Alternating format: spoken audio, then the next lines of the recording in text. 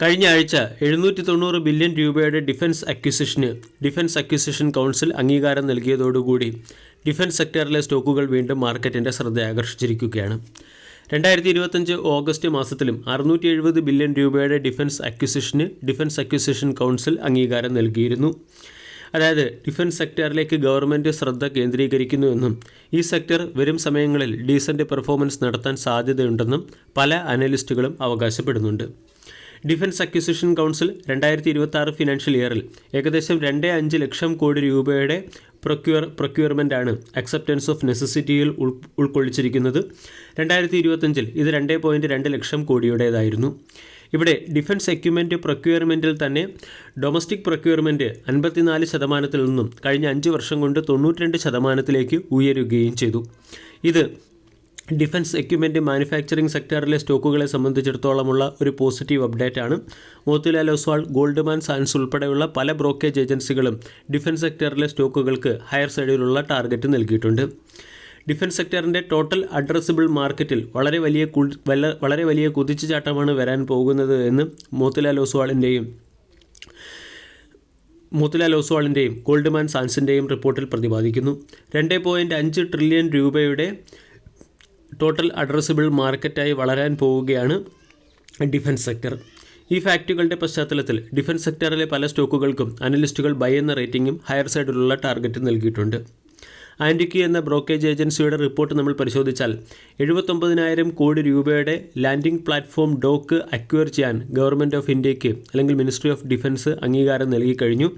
ഇതിൻ്റെ പശ്ചാത്തലത്തിൽ advanced light weight torpedo, target saturation and destruction system, Nag missile system എന്നിവയുടെ manufacturing കമ്പനികൾക്ക് വളരെയധികം ബെനിഫിറ്റ് ഉണ്ടായേക്കും. Mazagon ship builder, Cochin shipyard, L&T shipping, Garden Reach ship builder, BDL തുടങ്ങിയ സ്റ്റോക്കുകൾക്കൊക്കെ ഈ അക്വിസിഷൻ്റെ ഡയറക്റ്റ് ബെനിഫിറ്റ് ലഭിക്കുമെന്നാണ് ആൻറ്റിക്കിൻ്റെ റിപ്പോർട്ടിലും പ്രതിപാദിക്കുന്നത്. ഇതിൻ്റെ പശ്ചാത്തലത്തിൽ ഡിഫൻസ് സെക്ടറിലെ പല സ്റ്റോക്കുകൾക്കും ആൻറ്റിക് എന്ന ബ്രോക്കേജ് ഏജൻസി ഹയർ സൈഡിലുള്ള ടാർഗറ്റ് നൽകിയിട്ടുണ്ട്. PTC ഇൻഡസ്ട്രിക്ക് 19,000 രൂപയുടെ ടാർഗറ്റും, BELന് 484 രൂപയുടെ ടാർഗറ്റും, BDLന് 1951 രൂപയുടെ ടാർഗറ്റും, HALന് 6,356 രൂപയുടെ ടാർഗറ്റും, BEMLന് 4,921 രൂപയുടെ ടാർഗറ്റും, സോളാർ ഇൻഡസ്ട്രീസിന് 16,000 രൂപയുടെ ടാർഗറ്റും, സെൻ ടെക്നോളജിക്ക് 1,866 രൂപയുടെ ടാർഗറ്റും, മസഗോൺ ഡോക്ക് ഷിപ്പ് ബിൽഡറിന് 3,856 രൂപയുടെ ടാർഗറ്റുമാണ് ആൻറ്റിക് ബ്രോക്കേജ് ഏജൻസി നൽകുന്നത്. ഇനി മോത്തിലാൽ ഒസ്വാളിൻ്റെ റിപ്പോർട്ട് നമ്മൾ പരിശോധിച്ചാൽ ഭാരത് ഇലക്ട്രോണിക്സ് ലിമിറ്റഡ് അല്ലെങ്കിൽ BELന് 490 രൂപയുടെ ടാർഗറ്റ് നൽകുന്നുണ്ട്. കറണ്ട് മാർക്കറ്റ് പ്രൈസിൽ നിന്നും 18% അപ്സൈഡിലുള്ള ടാർഗറ്റ്.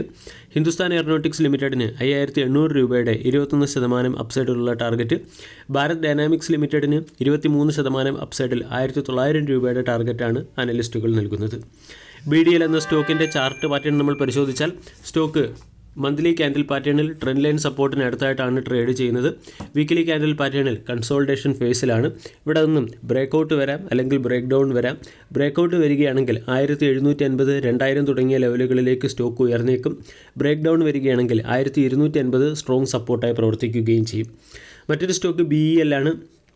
BELൻ്റെ വീക്കിലി ക്യാൻഡിൽ പാറ്റേൺ നമ്മൾ പരിശോധിച്ചാലും അവിടെ 435 വളരെ പ്രധാനപ്പെട്ട ഒരു റെസിസ്റ്റൻസ് ആയി കാണാൻ സാധിക്കും. ഈ 435 എന്ന റെസിസ്റ്റൻസിനെ ബ്രേക്ക് ചെയ്യുകയാണെങ്കിൽ സ്റ്റോക്ക് 450, 470 തുടങ്ങിയ ലെവലുകളിലേക്ക് ഉയർന്നേക്കാം. ഡെയിലി ക്യാൻഡിൽ പാറ്റേൺ നമ്മൾ പരിശോധിച്ചാൽ 415 സ്റ്റോക്ക് ട്രേഡ് ചെയ്യുന്നത്. 400 BEL എന്ന സ്റ്റോക്കിന് സ്ട്രോങ് സപ്പോർട്ടുമുണ്ട്. വീഡിയോ എല്ലാവർക്കും ഇഷ്ടമായി എന്ന് വിശ്വസിക്കുന്നു. താങ്ക്